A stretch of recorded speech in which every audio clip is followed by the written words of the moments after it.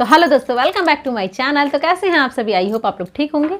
मैं संगीता गाइस, आज हम देखेंगे मनी मिराज कॉमेडी चैनल से मनी मिराज भैया का न्यू कॉमेडी वीडियो आया है जिसका टाइटल है RJD मनी मिराज वाइन्स मनी मिराज कॉमेडी चुनाव इलेक्शन 2024। तो ज़्यादा टाइम वेस्ट नहीं करते, वीडियो को स्टार्ट करते हैं। इस वीडियो का ओरिजिनल लिंक हमारे डिस्क्रिप्शन में दिया हुआ है, जाके जरूर देखें। तो फटाफट यार वीडियो स्टार्ट करते हैं।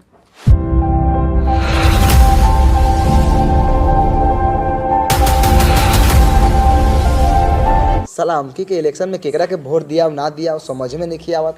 कंफ्यूज है, सब साला क्रिमिनल है, वोट देना है। चोरे चुहार है। फलावा के देबे तो चिल्लावा से बिगाड़ होई, चिल्लावा के देबे तो फलावा से बिगाड़ होई। हम तो कहत रहनी है पिंडोगी, अब की बार के इलेक्शन के दिन हमनी के तीनों बापू जौहर खा के मर जाए जाओ, ना जिंदा रहल जाए ना वोट देवे के पड़ी। मोर कहे जाए रे साला, हमकी जोन साला वोट मांगे आई सीधा पैसा के बात करे के बा, रुपया का रे बाबू। बिल्कुल बालू बढ़ लगी बा, जोन 50 बोरा सीमेंट दी ओकरा के वोट दिया। हां बिल्कुल, काहे फ्री में दे, हम फ्री में काहे गुलामी करम। साला जीतला के बाद कौन देखे आवले भइयो, लागत सीमेंट के बोरा आ गेल।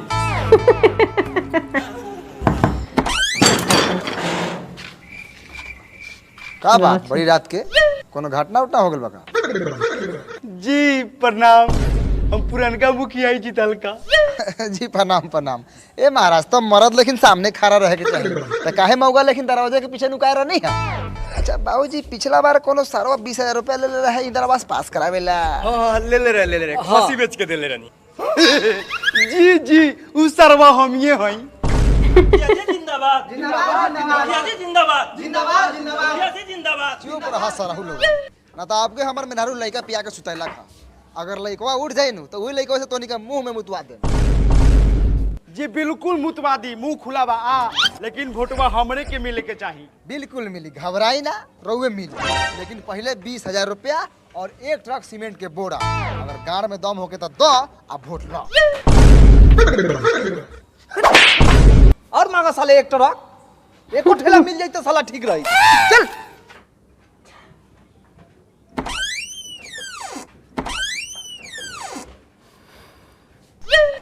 चल से केने भागल। बहुत गर्म भी है, बहुत गर्म लग रहा है।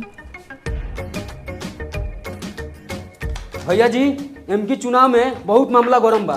जेने जाता नहीं ओने खाली छेछरे महतो के हाला सुनाता। तू हाला के टेंशन ना ले, हाला पर ताला लगावे हमरा अच्छा तरह से आवेला। चुनाव तो हम बस को भी नहीं छोड़ रहे हैं लोग, नोट से या बंदूक के नोक से। फिर साला कोई बंदूक के बात करता। पिछला चुनाव में ऐसा ही चंद्रशेखर गोली मारले रहे तो जेल से 2 साल पड़े के छोड़ा के ले रहे हम। मंगरुआ का भैंसी के बलात्कार कर ले रखा था, 3 साल पर जेल से छूट के आया। काले देख ली चिरकुटवा का बकरी के आगे पीछे मेरे राइट रहे। हम की इलेक्शन हार ली तो गाड़ में गोली मार दे। ऐसे कैसे लोग होते हैं। हमरो बीड़ी बा, अपना तो लाज शर्म झाट नहीं। 30 साल के बेटा हो गेल, बियाह शादी कर दी। चल वोट मांग। ए मला लिया, अपनी माला पहन के घूमते रहो। गाड़ी से रेडी बा एकदम। चल लेट ये चढ़ा मत, ये कैसा नाम है? छछरामा तो जिंदाबाद। अच्छा खटिया छाप, हम तो कुछ और ही सुने। खटिया छाप जिंदाबाद। छछरामा तो जिंदाबाद। छछरामा तो जिंदाबाद। खटिया छाप जिंदाबाद। भाऊजी प्रणाम।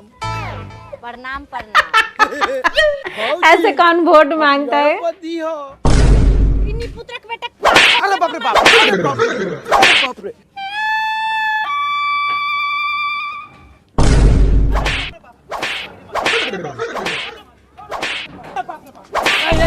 काहे मुखिया जी के मारत रही है? रउआ चुप रही।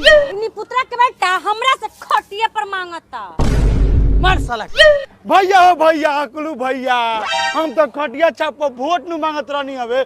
भौजी कुछ और समझ ले, हमरा के इतना मार ले कि कोनो बात नहीं खे, लेकिन वोट हमरे के दी हो खटिया छाप पर। मुखिया जी रहुआ तो लोन लेखा बोलनी है, ठीक से बोले कि चाहे कम से कम, लेकिन कोनो बात ना, वोट रहुए के मिली। भैया खटिया पर दबाइयो। नाम भी कितना अच्छा है, छेछड़ा महतो। प्रणाम प्रणाम। छछरामा तो जिंदाबाद। जिंदाबाद जिंदाबाद। खटिया छाप जिंदाबाद। मवाली सिंह जिंदाबाद।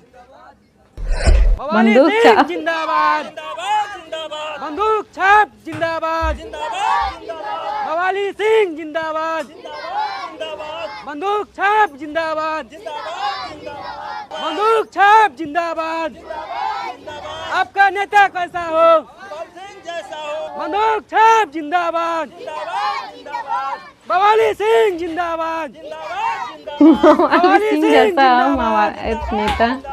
आपका नेता कैसा हो बंदूक छाप जिंदाबाद बंदूक छाप जिंदाबाद रुक ये साला नीचे ना उतर। इनको तो पूरा वोट मिलेगा ही, क्योंकि गाड़ी पे घूम के वोट मांग रहा। ये चश्मे का साला ढंगड़ी देख रहा है। आपका नेता कैसा हो भवाली सिंह कैसा हो छेछरा महतो जिंदाबाद खटिया छाप जब जिंदाबाद। मुखिया ही छेछड़ा आपका मुखिया कैसा रहेंगे हो? तो बाकी लोग को क्या करेंगे। मुखिया जी मैंने तो लात जूता खाइए के आ गेली मैंने तेका नीमन से वोट मांगम। अरे चुप बुड़बक अपन आदमी के घर बा अपन आदमी चल छेछरा महतो जिंदाबाद छेछरा महतो जिंदाबाद। प्रणाम चाचा बैठू मुखिया जिला पानी लिया पानी लेना मुखिया जिला जी मुखिया जी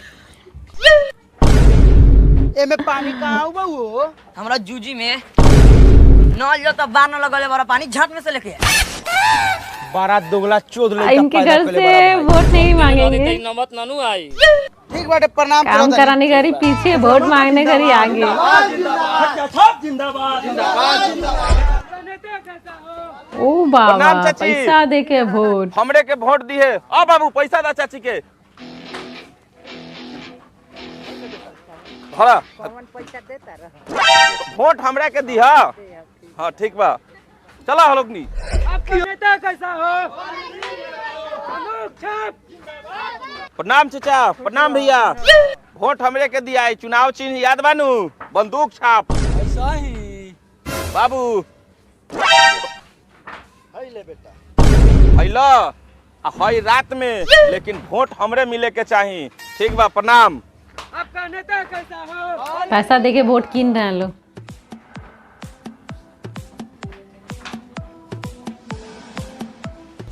प्रणाम लार के प्रणाम पहिलका मुखिया 10 साल जितलन त एगो घर ना देला तू जीते का झाट उखाड़ लेबा टेंशन ना ले हम जीतम तो तोहर घर बना देम हैले नाश्ता पानी कर ठीक बा ठीक बा भवाली सिंह जिंदाबाद भवाली सिंह जिंदाबाद प्रणाम प्रणाम प्रणाम चुनाव चिन्ह हमरे बंदूक छाप ह वोट हमरे के दी ह पहिलका के जीतनी त नल लागल त पानीए नहीं खियावत अरुआ का वोट दी हमरा के वोट एक बार द नल में जलो आई आ कलो हली ठीक बा हैला खा पियो ऐश कर प्रणाम।